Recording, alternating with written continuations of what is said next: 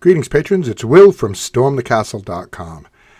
And this is it. This is where it all begins. This is day one of my actual pilgrimage, where I walk across the border from France into Spain and then walk the 500 miles. Right across the whole country of Spain. It's just called, sometimes it's called the Way of St. James, the Camino Frances, because it's Frances because it starts in Spain. But this is the day, when I've been prepping for this for 1 full year. And what I mean by that is, in my little city in New England, for 11 months, I've been walking the hills of the city, 6 days a week for 11 months. People probably think I'm eccentric, seeing me with a full backpack walking around the city every day. And so that was 11 months. And then I've just spent a month, backpacking around Europe, Italy and France.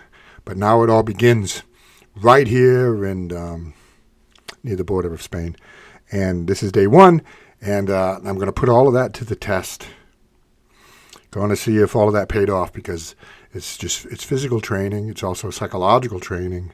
And it's preparation in terms of packing and backpack and the clothes and the various miscellaneous stuff that I'm bringing along with me that will all be put to the test. And on this very first day, I was tested. I'll explain that in this video, how the day went, what kind of things I ran into, and how this pilgrimage turns out to be a beautiful gift and a beautiful test. Oh, and just so you know, most of my stuff I post strictly here privately for you as a patron. And but I'm going to post in a few days. I'm also going to post this video to YouTube in the thought, maybe the hope that people might find it interesting or inspiring or encouraging, or something they may want to follow along with. And so it may bring people over from YouTube to Patreon. And I look forward to that. So if you're watching this on YouTube and you think this is really interesting, come on over to Patreon. They have a whole bunch of different things. I think you can kind of sign up for free for a period of time and check out my stuff and see how it's going. But so thanks. Let's take a quick look at the sojourn. This map shows you, and the yellow dots and the green dots are the stops, most of the stops, not all of them, that I made as I traveled across the country. And then here you see I started in Saint-Jean-Pied-de-Port in France. And then on this one you see my destination is Santiago de Compostela in Spain. And this map shows you the distance I covered today. Now, an interesting thing about this is that the elevation is a big deal, especially on this first day. You can take a look at some of these things and see that. I get this out of a book. I carried this small book with me, and it was a guide for me to understand the route and the different places you could stay and the terrain in particular. And you can see in this that first day is a really tough day. It's a long day in terms of distance, but the thing that really makes it challenging is the altitude climb. You can see by this diagram here, the sum is around 1,400 meters of climbing you have to do. That makes it really tough. So let's get started. So me and the ghost of Ernest Hemingway get up early in the morning, got ourselves ready, packed up, and checked out of our little albergue and headed toward the spot where the pilgrimage begins. And I got to tell you, we paced ourselves, and here it is, as my first steps on the pilgrimage.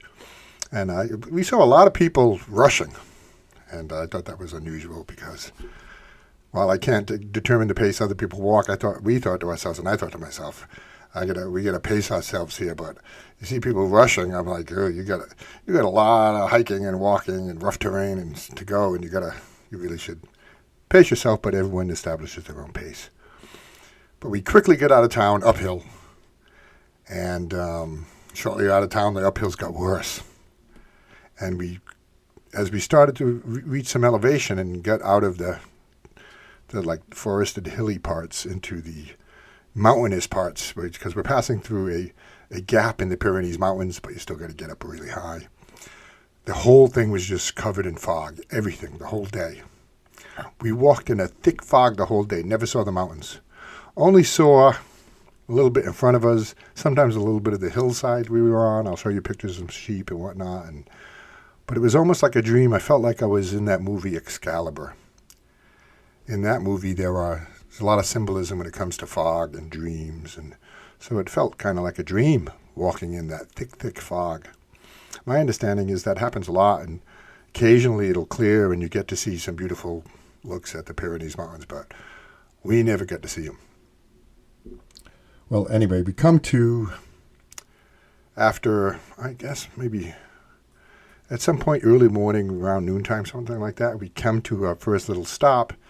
It's just a little tiny inn and cafe in a place called Orison. And some people actually stay there the night. It's kind of split up their day 1 into 2 days. They stay in Orison, but I think they only have like 10 or 12 beds, so that's very limited, and you have to make reservations. But so we stopped there. We had just a quick little bite to eat, something to drink, and then head back on our way up the mountains.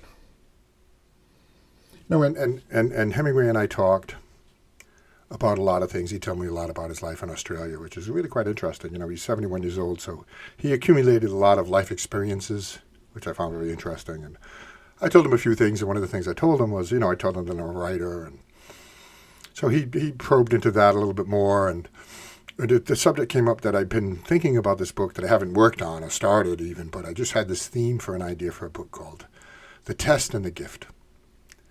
And in my mind, life is twofold. It is both a test that we're being undergoing, we're being tested, but life is also a profound gift that we've been given. But I didn't really know how to develop that, how I could make it into a book. It just couldn't put the pieces together. Well, anyway, we continued walking on, and things get pretty tough.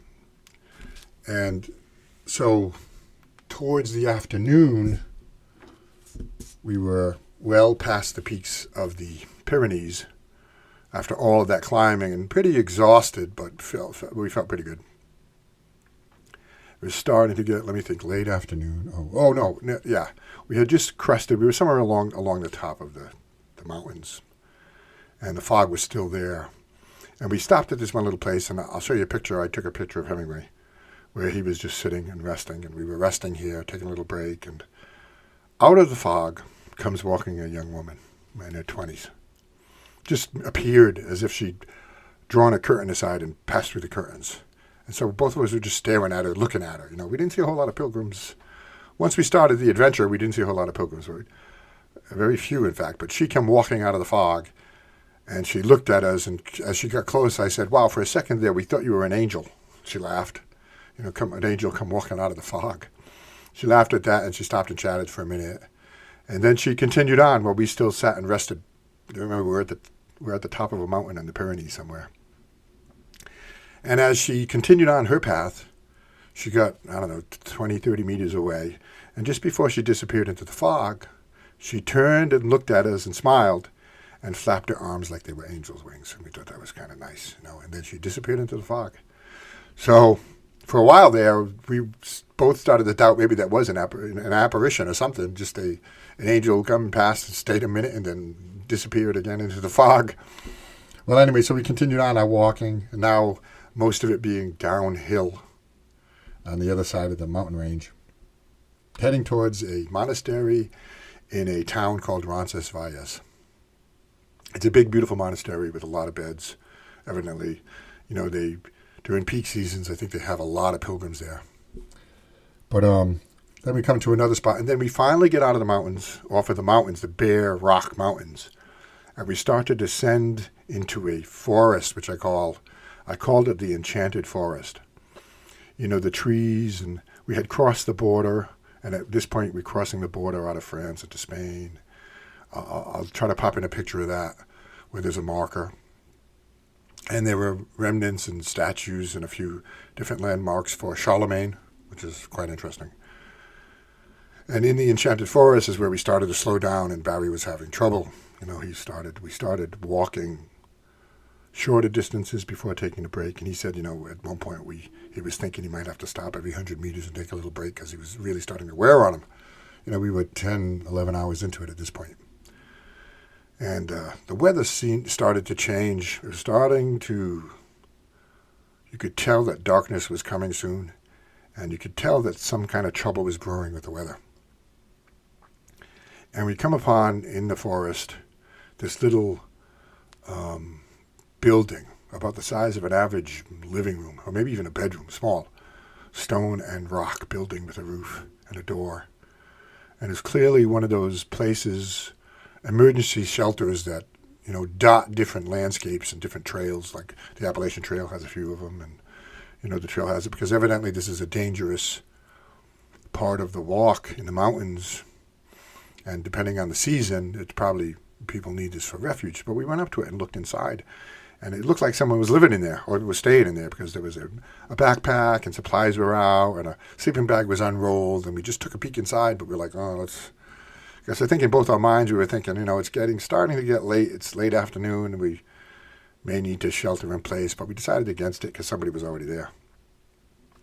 100 yards further than that, just beyond that, we kept walking, and we ran across the Trickster. That's what I call him. I call him the Trickster. Perched on top of a stone about the size of a school bus, just squatting up there. You know how you stand and then you squat down, but you're still on your feet? He was squat, young man was sitting up there in his 20s, maybe 30, sitting up there, and he called out to us. And we were like, what the heck? Where's this voice coming from? We see him on top of the rock, and he says, hey, it's getting late. It's going to rain. You can stay with me. And he pointed back towards the little shelter. Evidently, that's where he was going to stay the night. Or maybe he's staying long term. I don't know. But we were like, no, thanks. It's okay. We're going to continue to walk. We're really not that far from Roncesvalles, so we're going to push on and keep going. Which is what we did. And shortly thereafter, the rain was started to threaten the rain really bad. So we found a little spot to it started raining. We found a little spot with a little bit of shelter, and we, dug in our backpacks and got out our rain gear and put our rain gear on, and we huddled there for 10 or 15 minutes, hoping it would let up. And it did. It let up. And we continued on to walking. And at this point now it's, what time? We started at 8 a.m. in the morning.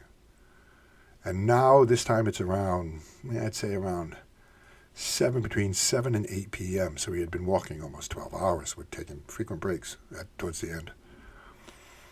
And we're in Spain. And we're making progress, but up along a trail, like there's some parts where there's roads, and there's some parts where there's good roads, and some parts where there's bad roads. And, we're in the Enchanted Forest, or kind of off the mountain.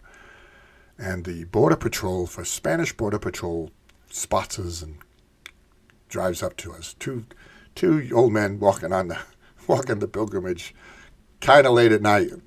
It's getting late. I think most of the pilgrims had already made it and settled in. And they asked us if we're doing okay, and they gave us directions on which way to go, because sometimes you got to make decisions as to which way to go. For the most part, at this point, it's downhill. Go downhill. So we're okay, and we were like, yeah, no, well, this and that. And they drove off. Half an hour later, they come driving by again to check on us again, I think, And by this time, my Hemingway I'm walking with was pretty exhausted. It had been 12 hours. It was 8 p.m. Darkness was just starting to creep in. It gets late there in June. In June in Spain, it stays light pretty late. So it's 8 p.m. and this time we're like, no. I said, I'm fine. I'm walking the rest of the way. My friend here, he's having trouble. He needs a ride. They said, we'll give him a ride into the town, into the monastery where he can stay. Everything will be fine. We said and Hemingway, he said, yeah, okay. And I said, there ain't no way I'm getting a ride the last 2 miles into town on my first day. I was like, I've been preparing for this for, a year, and I'm not failing. In my mind, failure. I wanted to walk the whole pilgrimage, every single million steps of it, 500 miles, with my backpack, every inch. That was my goal. And I was like, there is no way. I don't care. I'm healthy. I'm fine. My feet, legs. I'm tired. I'm exhausted. I'm hungry. I don't care. This is day one. I'm being tested already. So he got in and drove off. And for the next hour, I walked alone through some pretty bad terrain. I kind of got lost in a couple of spots and kind of refound some kind of a trail. I found a famous monument, and that could orient me to which way the town was. And during that hour of walking is when I got my gift. I said to myself, it's just so weird that I devoted this third of this triptych of my pilgrimage. This third was devoted to Hemingway. Well, the Way of St. James was the most important thing, but I really wanted to experience a little Hemingway.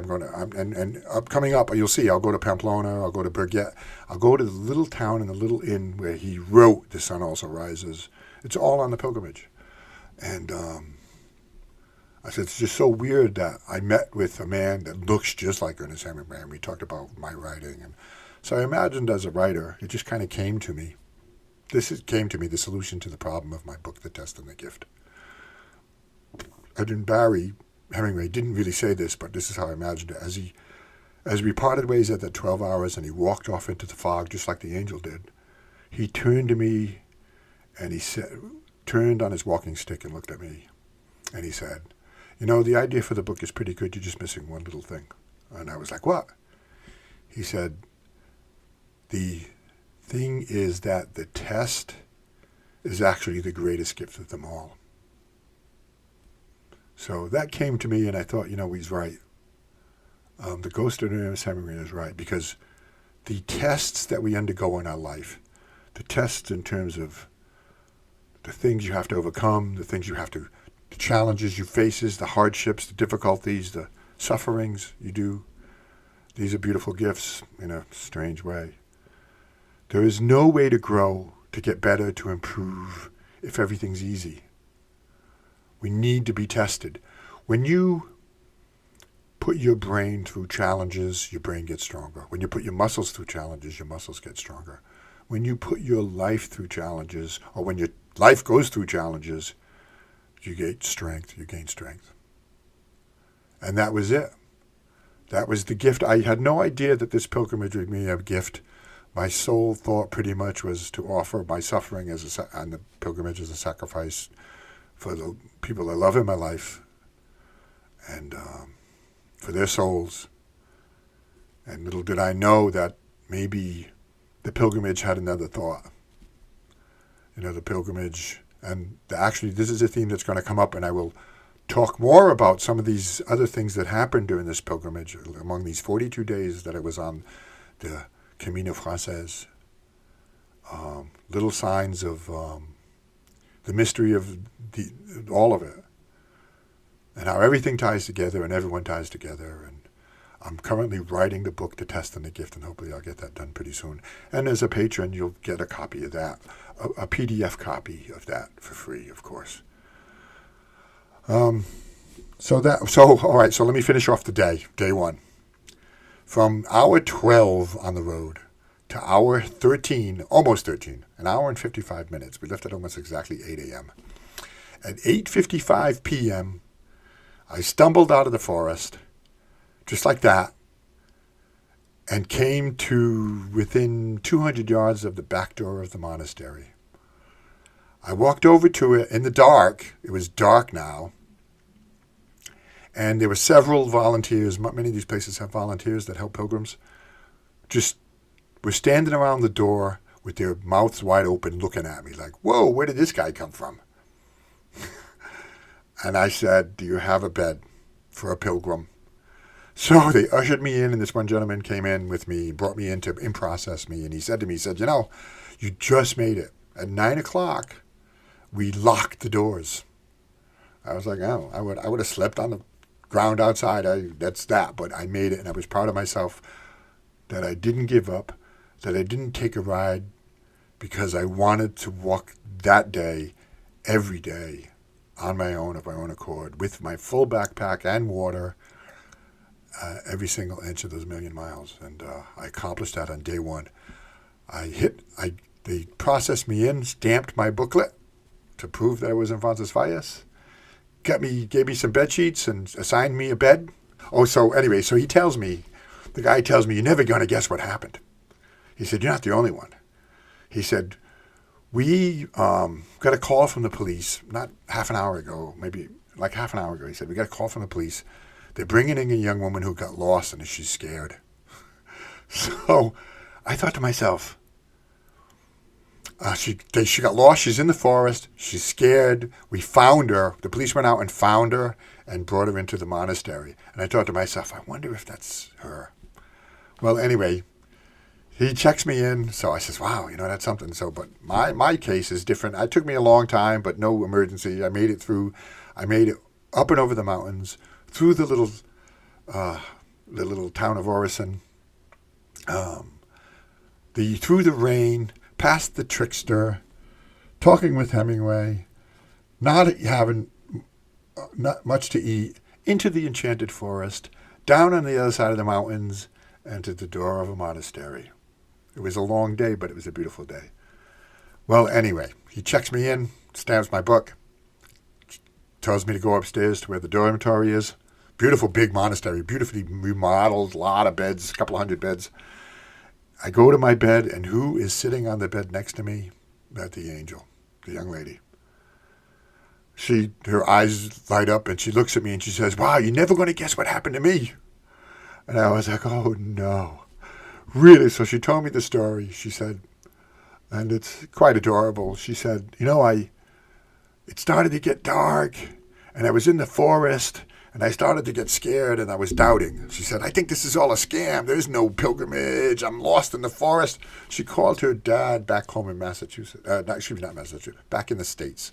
She called her dad from her cell phone, and he looked up the telephone number for the local police here in Spain, and she called them in a panic, and they found her, and they brought her in, so she's okay. So the angel had an angel watching over her, but I thought that was quite, nice. So, and that's it. Retired to bed, didn't get anything to eat, didn't get a shower, didn't really get to unpack. Was just grateful that I made it through day one. I hit the sack and slept like a rock. Before I knew it, they were playing music in the morning to wake us all up, gently wake us all up and get us out, because in these places, you got to get out in the morning. They don't let you hang around because the next batch of pilgrims will be coming in. So that's it. It was an interesting day one. And within the context of my book, The Test and the Gift, this first day of my pilgrimage proved to be both a test and a gift. Thank you very much. More coming. The next video is, I got some interesting stuff planned for you. There's a whole bunch of stuff coming, a lot of interesting stuff, some synchronicities that happen, and we're going to chase Hemingway a little bit, and we're going to go to Pamplona. We're going to hit some of the big, beautiful cathedrals along the way, and the little towns, and I'll tell you more. Thanks for watching, and thanks for listening.